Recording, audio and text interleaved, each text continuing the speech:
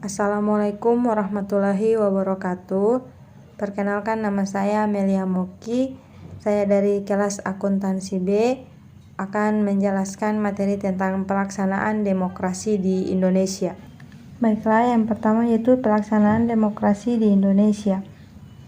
Budaya demokrasi masyarakat madani yaitu ada pengertian dari Abraham Glovani Ensiklopedia. Kemudian ada juga pemikiran tentang demokrasi, bentuk dan ciri-ciri demokrasi, prinsip-prinsip demokrasi. Kemudian masyarakat madani itu ada 3, yaitu konsepsi, karakteristik, dan menuju masyarakat madani. Selanjutnya pengertian demokrasi. Istilah demokrasi secara etimologis berasal dari bahasa Yunani, yaitu demokratia, terdiri dari 2 kata, yaitu demos, artinya rakyat, dan kratos atau kratein artinya kekuatan pemerintahan. Kemudian secara harfiah demokratis berarti kekuatan rakyat atau suatu bentuk pemerintahan negara dengan rakyat sebagai pemegang kedaulatannya.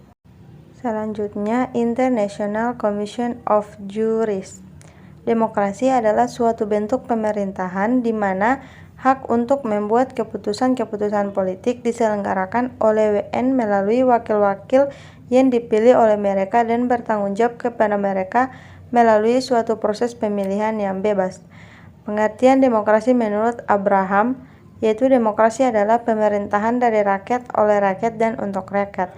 Kemudian demokrasi menurut Glovani yaitu memandang demokrasi sebagai suatu sistem di mana tak seorang pun dapat memilih dirinya sendiri, tak seorang pun menginvestasikan dia dengan kekuasaannya. Kemudian tidak dapat juga untuk merebut dari kekuasaan lain dengan cara-cara yang terbatas dan tanpa syarat. Kemudian menurut Hans Kelsen, pada dasarnya demokrasi adalah pemerintahan oleh rakyat dan untuk rakyat. Gambarannya adalah sebagai berikut.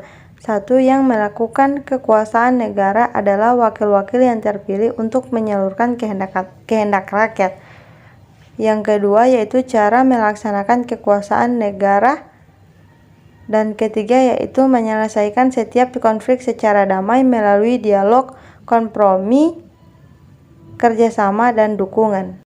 Selanjutnya, materi tentang gagasan perlunya pembatasan kekuasaan dalam rule of law. Rule of law itu terbagi menjadi 4. Yang pertama, pengakuan hak asasi manusia. Yang kedua, pemisahan atau pembagian kekuasaan. Yang ketiga, pemerintahan menurut hukum. Dan yang keempat, peradilan administrasi dalam perselisihan. Nah, dalam pemerintahan menurut hukum ini dia terbagi menjadi 2, yaitu supremasi hukum dan persamaan dalam hukum. Selanjutnya, macam-macam demokrasi itu terbagi menjadi 3. Yang pertama, atas dasar penyaluran kehendak rakyat. Yang kedua, atas dasar prinsip ideologi. Yang ketiga, atas dasar yang menjadi titik perlihatannya. Nah, dalam atas dasar penyaluran kehendak rakyat ini dia terbagi menjadi 2, yaitu demokrasi langsung dan demokrasi tidak langsung. Kemudian atas dasar prinsip ideologi itu juga terbagi menjadi 2, yaitu demokrasi konstitusional liberal dan demokrasi rakyat.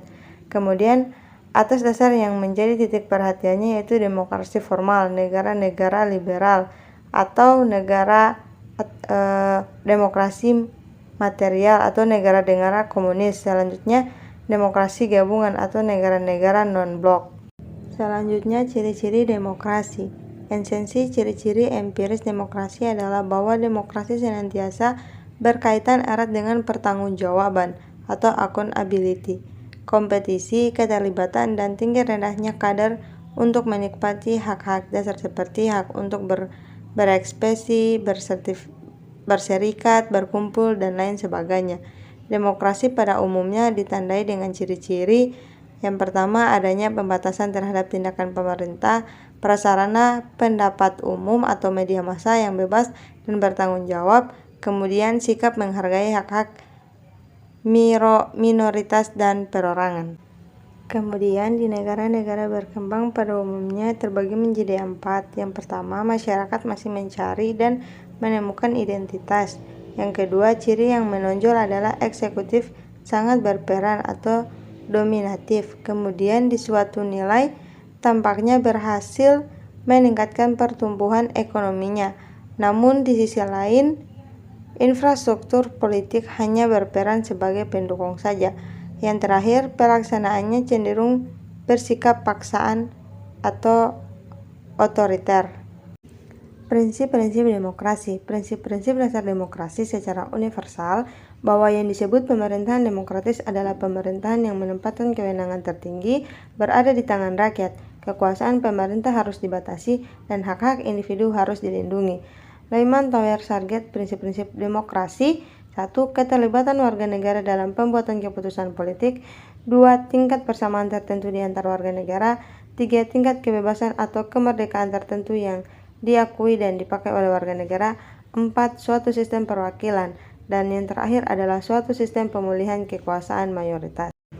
Kemudian demokrasi di Indonesia terbagi menjadi 2 poin. Yang pertama pelaksanaan dan yang kedua pemilihan umum sebagai sarana demokrasi. Di pelaksanaan ini juga terbagi menjadi 4 poin.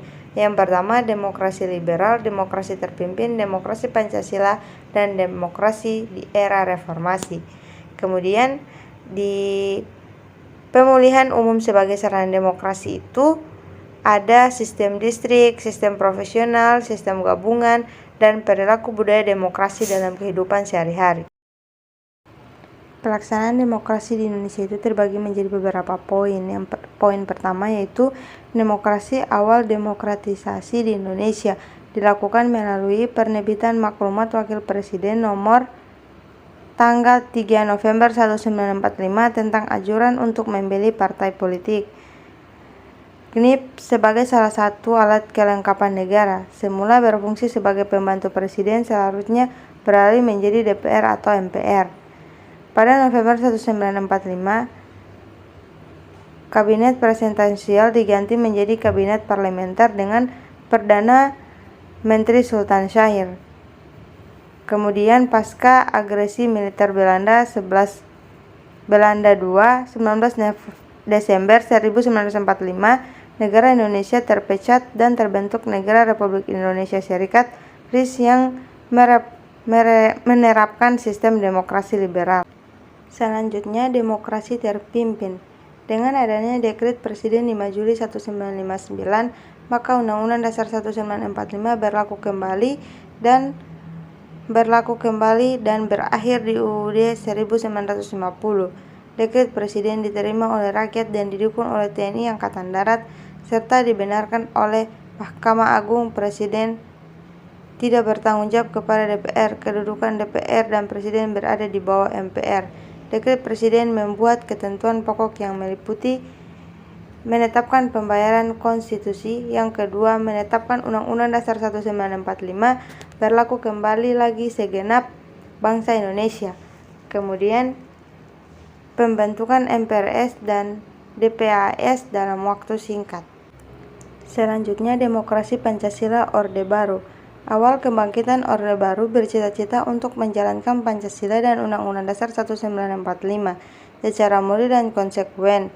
Atas dukungan mahasiswa, TNI, dan rakyat ketika itu, Orde Baru menampilkan sistem politik baru dengan nama demokrasi konstitusional atau demokrasi. Perjalanan kurun waktu Orde Baru. Yang pertama, sampai dengan tahun 1970-an masih dalam koridor era 1980 sampai dengan 1990-an, proses pembangunan ekonomi menjadi panglima. Sekarang timbul kesengajaan banyak praktik KKN. Kemudian akhir 1997 muncul perlawanan rakyat melalui gerakan reformasi tanggal 21 Mei 1998 berhasil menurunkan Presiden Soekarno. Baiklah, hanya itu yang dapat saya sampaikan. Mohon maaf bila ada kesalahan dalam bertutur kata. Semoga materi ini bisa bermanfaat untuk teman-teman sekalian. Wabillahi taufiq wal hidayah. Wassalamualaikum warahmatullahi wabarakatuh.